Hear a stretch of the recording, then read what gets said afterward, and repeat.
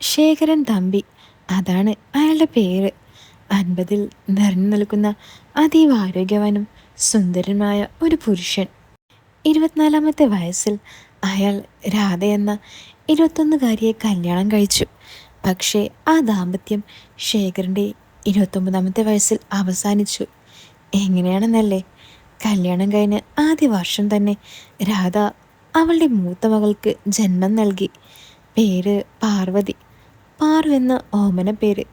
കൃത്യം 3 വർഷം കഴിഞ്ഞ് രാധ ശേഖരൻ്റെ 2ാമത്തെ മകൾക്കും ജന്മം നൽകി. പേര് ലക്ഷ്മി. ലച്ചു എന്ന് അവൾക്ക് ഓമന പേരിട്ടു. ലച്ചു ഉണ്ടായി കൃത്യം 1 വർഷം കഴിഞ്ഞപ്പോൾ രാധ ഒരു ഓട്ടോക്കാരൻ്റെ കൂടെ ഒളിച്ചോടിപ്പോയി. രാധയ്ക്ക് അങ്ങനൊരു ബന്ധം വിവാഹത്തിന് മുമ്പേ ഉണ്ടായിരുന്നെന്നും അവൾ വിവാഹിതയും 2 കുട്ടികളുടെ അമ്മയാണെങ്കിലും അയാൾ അവൾക്ക് വേണ്ടി കാത്തിരിക്കുകയായിരുന്നെന്നും അതറിഞ്ഞിരുന്ന രാധയ്ക്ക് അയാൾ ഒരിക്കലും മറക്കാനോ ശേഖരനെ സ്നേഹിക്കാനോ തങ്ങൾക്കുണ്ടായ മക്കളെ നോക്കാനോ കഴിഞ്ഞിരുന്നില്ല. രാധയുടെ വീട്ടുകാർക്ക് ഇതെല്ലാം നേരത്തെ അറിയാമായിരുന്നെങ്കിലും അതുകൊണ്ടാണ് അവളെ തന്നെ കൊണ്ട് കെട്ടിച്ചതെന്നും ശേഖരൻ അപ്പോഴാണ് അറിഞ്ഞത്. ഇക്കാര്യം എല്ലാം എഴുതി വെച്ചിട്ടാണ് അവൾ സ്ഥലം വിട്ടത്. അതോടെ അയാൾ രാധയുടെ വീട്ടുകാരുമായിട്ടുള്ള എല്ലാ ബന്ധവും അവസാനിപ്പിച്ചു. പിന്നീട് ഒരിക്കലും അവരാരും തൻ്റെ കുട്ടികളെ കാണാൻ പോലും അനുവദിച്ചിട്ടില്ല. ഒരു വിധത്തിൽ പറഞ്ഞാൽ അവർക്ക് അത് ലാഭവുമായി. ആ കുട്ടികൾക്കായി യാതൊരുവിധ സഹായവും നൽകേണ്ടി വന്നില്ലല്ലോ. മുനിസിപ്പൽ ഓഫീസിലെ ക്ലർക്കായ ശേഖരൻ അങ്ങനെ തൻ്റെ 29ാമത്തെ വയസ്സിൽ 3ഉം 1.5 വയസ്സുള്ള തൻ്റെ പെൺമക്കളുമായി ആ വീട്ടിൽ ഒറ്റയ്ക്കായി. ആരെയും കുറ്റപ്പെടുത്താത്ത ഒരു സ്വഭാവമായതിനാൽ രാധയെപ്പോലും അയാൾ വെറുത്തില്ല. മക്കളോട് പോലും അവരെ കുറ്റപ്പെടുത്തി സംസാരിച്ചിട്ടില്ല.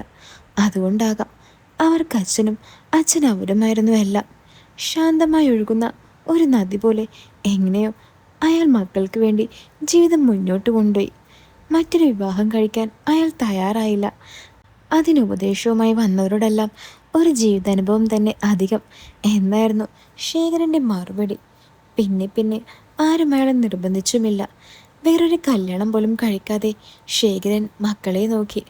അതേപ്പറ്റി അയാൾക്ക് ചിന്തിക്കാനുള്ള സമയം പോലും ഇല്ലായിരുന്നു എന്നതാണ് സത്യം. മറ്റു സ്വന്തക്കാരും ഇല്ലായിരുന്ന ശേഖരൻ്റെ ആകെ ആശ്വാസം കല്യാണം കഴിക്കാത്ത ഒരു വല്യമ്മയായിരുന്നു. അവരുടെ തണലിൽ കുട്ടികൾ വളർന്നു. പാർവതിക്ക് 16ഉം ലക്ഷ്മിക്ക് 14 വയസ്സുള്ളപ്പോൾ ആ സ്നേഹനിധിയായ വല്യമ്മയും ഈ ലോകവാസം വിടിഞ്ഞു. ആ സമയം സ്വന്തമായി കാര്യങ്ങൾ ചെയ്യാൻ കഴിയുന്ന പ്രായം തൻ്റെ മക്കൾക്കായിരുന്നു എന്നതായിരുന്നു ശേഖരൻ്റെ ആശ്വാസം.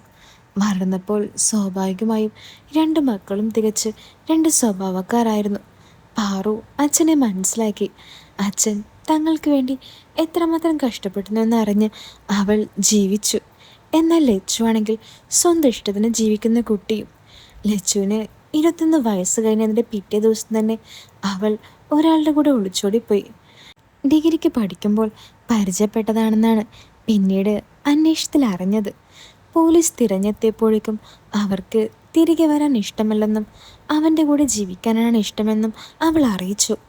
അവളെ ഇനി ബന്ധപ്പെടാൻ ശ്രമിക്കണ്ടെന്നും പറഞ്ഞു. എന്തുകൊണ്ടാണ് തന്നെയും പാറുവിനെയും അവളിങ്ങനെ വെറുത്തതെന്ന് ഒരിക്കലും ശേഖരന് മനസ്സിലായില്ല. പൊന്നുപോലെ നോക്കിയ തൻ്റെ മകളിൽ ഇളയവൾ ഇറങ്ങിപ്പോയപ്പോൾ ശേഖരൻ കുറച്ചൊന്നുമല്ല തളർന്നത്. നാട്ടുകാരുടെ മുഖത്ത് നോക്കാൻ പോലും ആകാതെ ദീർഘനാളത്തേക്ക് അയാൾ അവധിയെടുത്തു. ഭാര്യ ഓടിപ്പോയപ്പോൾ ആദ്യം അയാൾ കുട്ടികളുമായി കുറച്ച് ദൂരം ഒരു വാടക വീട്ടിലേക്ക് മാറിയിരുന്നു. പിന്നെ ഒത്തുകിട്ടിയപ്പോൾ അയാൾ തറവാട് വീട്ടിലേക്ക് മാറി. അധികം ദൂരെയല്ലാതെ ജോലിസ്ഥലവുമായി ടൗണിൽ നിന്നും അടുത്ത് ഒരു വീട് വാങ്ങി അങ്ങോട്ടേക്കും താമസം മാറിയിരുന്നു. 5 സെൻറ്റിൽ 3 മുറികളും അടുക്കളയും ഒരു ഹോളുമുള്ള ഒരു ചെറിയ ഒതുങ്ങിയ വീട്. ലോണെടുത്താണ് അത് വാങ്ങിയത്. ആ വീട്ടിലായിരുന്നു അവരുടെ താമസം. ഇനിയിപ്പോൾ എങ്ങോട്ട് ഒളിച്ചോടി പോകുമെന്ന് അയാൾ ചിന്തിച്ചു. എന്നാൽ തൻ്റെ മൂത്ത മകൾ പാറുവിൻ്റെ കാര്യമോർത്ത് അയാൾ മദ്യപാലത്തിൽ നിന്നും വീഴാതെ പിടിച്ചു നിന്നു. പാറുവും അച്ഛൻ്റെ വലങ്കയായി ജീവിച്ചു. എന്നാൽ ഒരിക്കലും അവളോ ശേഖരനോ ലച്ചുവിനെ കുറ്റപ്പെടുത്തിയില്ല. അവൾക്ക് അറിവില്ലായ്മ കൊണ്ട് സംഭവിച്ചു പോയതായിരിക്കും അച്ഛ എന്നാണ് പാറു ശേഖരനെ ആശ്വസിപ്പിച്ചിരുന്നത്. അയാൾക്കും അതറിയായിരുന്നു. അങ്ങനെ വീണ്ടും 2 വർഷം കഴിഞ്ഞു. പാറു ഇതിനോടകം തന്നെ മാസ്റ്റേഴ്സും എടുത്തിരുന്നു. എങ്ങനെയെങ്കിലും മറ്റൊരു നാട്ടിൽ നല്ലൊരു ജോലി നേടി അച്ഛനെയും കൊണ്ട് പോകണം എന്നതായിരുന്നു അവളുടെ ലക്ഷ്യം. പാറുവിന് വിവാഹപ്രായം കഴിഞ്ഞിരിക്കുന്നു. അവൾക്ക് ആലോചനകൾ വരാൻ തുടങ്ങി. കാണാൻ അതിസുന്ദരിയായിരുന്നു പാറു. ഒരുപാട് ആളുകൾ നിറയെ നടന്നിട്ടുണ്ടെങ്കിലും അച്ഛനെ ഓർത്ത് അവളെല്ലാം നിരസിച്ചു. അച്ഛനെ പോലെ വെളുത്ത് തുടുത്തൊരു തനി നാടൻ പെണ്ണായിരുന്നു അവൾ. നീണ്ട മുഖവും വലിയ കണ്ണും എല്ലാമുള്ള ഒരു കൊച്ചു സുന്ദരി. വലിയ വട്ടപ്പൊട്ട് വെച്ച് സാരി ഉടുത്തിറങ്ങിയാൽ ഏതൊരാളും അവളെ നോക്കിപ്പോവും. എന്നാൽ സൗന്ദര്യത്തെ പറ്റിയൊന്നും യാതൊരു ചിന്തയും പാറുവിനില്ലായിരുന്നു. ലച്ചു ഓടിപ്പോയതിൻ്റെ പിറകെ പാറുവിൻ്റെ കല്യാണം എങ്ങനെയെങ്കിലും നടത്തണമെന്ന ആഗ്രഹത്തോടെ മകളുടെ ജാതകം നോക്കാൻ പോയ ശേഖരൻ ആകെ തളർന്നുപോയി. ഒരു അപൂർവ ജാതകമായിരുന്നു അവളുടേത്. കല്യാണം കഴിഞ്ഞ് 3-ൻ്റെ അന്ന് അവളെ കെട്ടുന്ന ആൾ മരിക്കും. പല ആലോചനകളും വന്നു. എല്ലാവരും ജാതകത്തിൻ്റെ കാര്യം കേൾക്കുമ്പോൾ പിന്മാറും. ശേഖരൻ ആകെ വിഷമത്തിലായിരുന്നു. പാറുവിന് വയസ്സ് 24 ആകുന്നു. ആയിടെയാണ് പാറുവിനെ ഒരു കല്യാണ ആലോചന വന്നത്. അവളുടെ സൗന്ദര്യം കണ്ട് ജാതകമൊന്നും പ്രശ്നമല്ലെന്ന് പറഞ്ഞ് ഒരാൾ. നല്ല കുടുംബം, ചെക്കന് നല്ല ജോലി. അവർ ശേഖരൻ്റെ ചുറ്റുപാടുകൾ തിരക്കിയിലായിരുന്നു. അതൊന്നും അവർക്ക് പ്രശ്നമല്ല.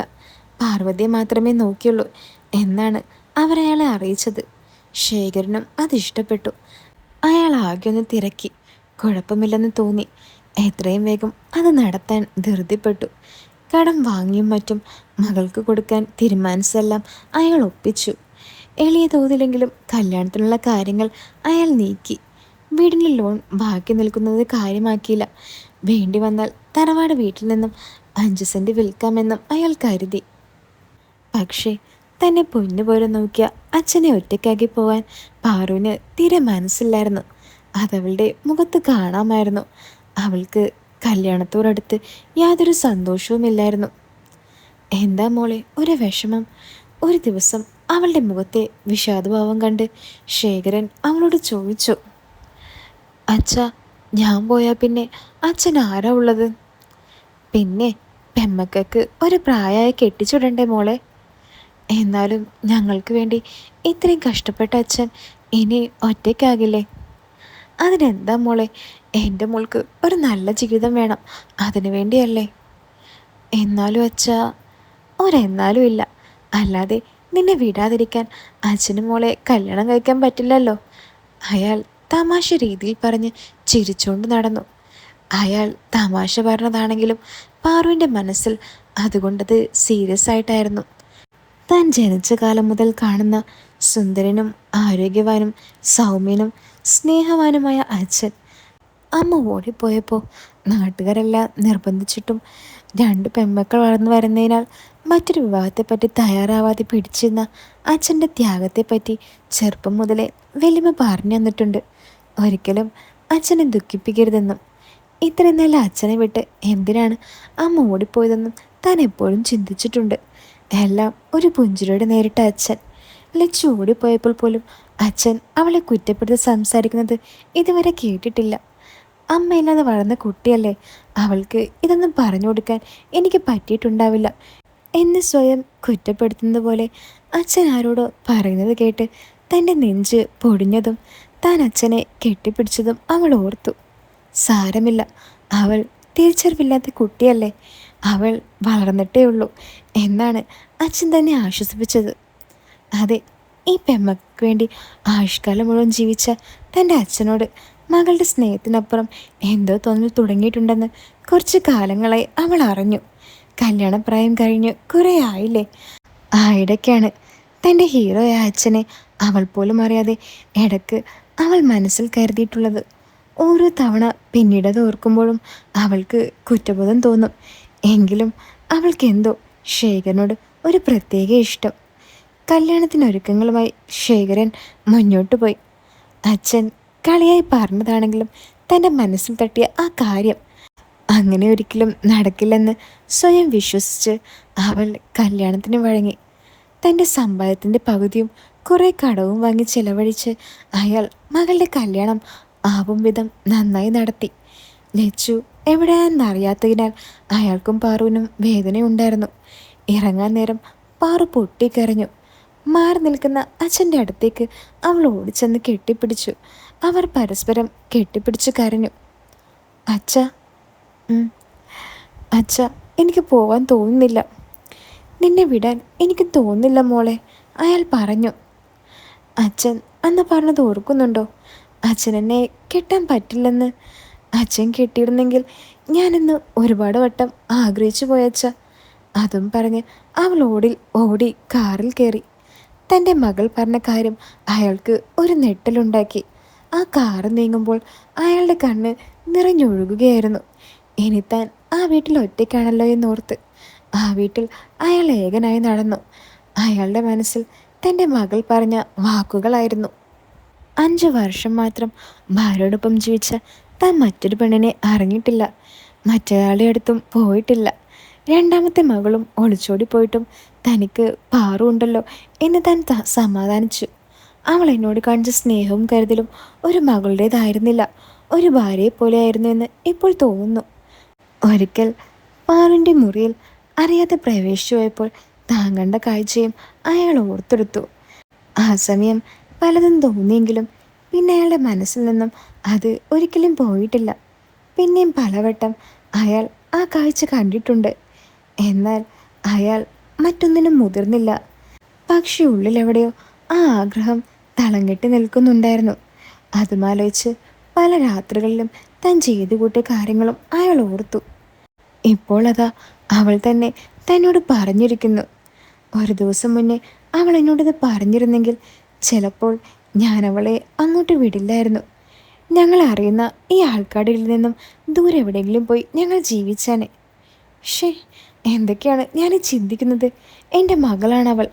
എന്നെ ഒറ്റയ്ക്കാക്കി വിട്ടുപോകുന്ന സങ്കടത്തിൽ അവൾ പറഞ്ഞ വാക്കാകാം അത്. ഇല്ല, ഇത് ഒരിക്കലും ശരിയാകില്ല. അങ്ങനെ സംഭവിച്ചുകൂടാ. അവളെൻ്റെ മകളാണ്. അയാൾ കണ്ണുകളടച്ച് കസേരയിൽ ചാരിയിരുന്നു. അപ്പോഴും അയാളുടെ മനസ്സിലേക്ക് വന്ന രൂപം പാറുവിൻ്റെ ആയിരുന്നു. ഷേ, തനിക്കിത് എന്താണ് സംഭവിക്കുന്നത്? ഒന്നും മനസ്സിലാവുന്നില്ലല്ലോ. അയാൾ അതും ഓർത്തുകൊണ്ട് ആ ചാരുകസയിൽ കിടന്ന് ഉറങ്ങിപ്പോയി. പിറ്റേ ദിവസം അയാളെല്ലാം മറക്കാൻ ശ്രമിച്ചു. പക്ഷേ അയാൾക്ക് കഴിയുന്നില്ല. ഇന്നലെ അവളെ ഞാൻ കെട്ടിച്ചയച്ചു. എൻ്റെ മോൾക്ക് എന്നെ വിട്ടു പോകാൻ ഇഷ്ടമല്ലാഞ്ഞിട്ടും എൻ്റെ നിർബന്ധത്തിന് വഴങ്ങി അവൾ സമ്മതിച്ചു. ശരിക്കും അവളെ കെട്ടിച്ചുടാൻ ഞാൻ തിരക്ക് കാണിച്ചത് അത് ഞാൻ ചിലപ്പോൾ എൻ്റെ കയ്യിൽ നിന്നും എല്ലാം കൈവിട്ടു പോകുമെന്ന് വിചാരിച്ചല്ലേ. അങ്ങനെ അന്നത്തെ ദിവസം അയാൾ എങ്ങനെയൊക്കെയോ തള്ളി നീക്കി. അപ്പോൾ ഇതിൻ്റെ സെക്കൻഡ് പാർട്ട് ഞാൻ ഉടൻ തന്നെ ഇടാട്ടോ. കേൾക്കാൻ ഇഷ്ടമുള്ള ആൾക്കാർ വീഡിയോ ഒന്ന് ലൈക്ക് ചെയ്ത് ചാനൽ സബ്സ്ക്രൈബ് ചെയ്യാൻ മറക്കല്ലേ. അപ്പോൾ പുതിയൊരു കഥയിട്ട് നമുക്ക് വീണ്ടും കാണാം. എല്ലാവരും കാത്തിരിക്കുക.